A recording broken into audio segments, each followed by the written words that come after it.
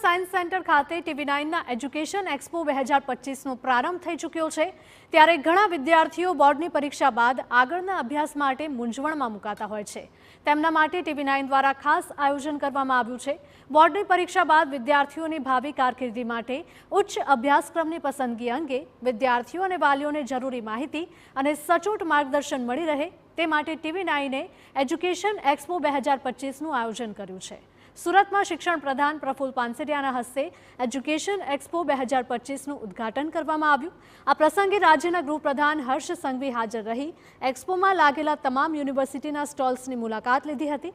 ત્યારે આવતીકાલ સુધી ચાલનારા એજ્યુકેશન એક્સપોમાં એક છત નીચે વિદ્યાર્થીઓને અભ્યાસને લગતી તમામ માહિતી મળી રહેશે, જે તેમને કારકિર્દી ઘડવામાં ઉપયોગી બનશે।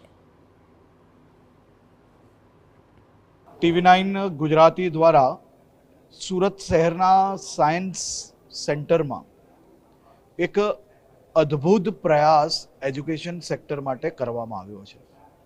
મારા શહેરના સૌ સ્ટુડન્ટ્સ માટે ભવિષ્યમાં કઈ ફિલ્ડ કયા સેક્ટરની અંદર એમનું ભવિષ્ય વધુ ઉજ્જવલ થઈ શકે તે માટે અંડર સિંગલ રૂફ આટલી બધી યુનિવર્સિટીઝ અને બેંક્સથી લઈને ભવિષ્યની અંદર આત્મનિર્ભર વ્યક્તિ કઈ રીતે બની શકે તે માટે અલગ અલગ વિષયો માટેના સ્ટોલ્સ અને સ્ટોલના માધ્યમથી જે સ્ટુડન્ટ્સ છે ને એમના વાલીઓ છે તેમને સંપૂર્ણ માહિતીઓ આપી શકે તેવું એક એજ્યુકેશન એક્સપો 2025નું જે આયોજન કર્યું છે, સૌ વાલીઓએ જરૂરથી વિઝિટ કરવું જોઈએ।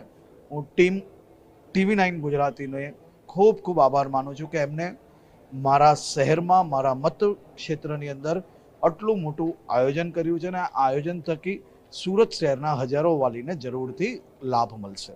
લેભાગુ તત્વો અને જે ફ્રોડ કરી રહ્યા છે એડમિશનના નામેથી એ પણ બચી શકાય, કારણ કે અહીંયા આવે તો અમને ખબર પડે સંસ્થા કઈ સાચી છે કઈ ખોટી છે।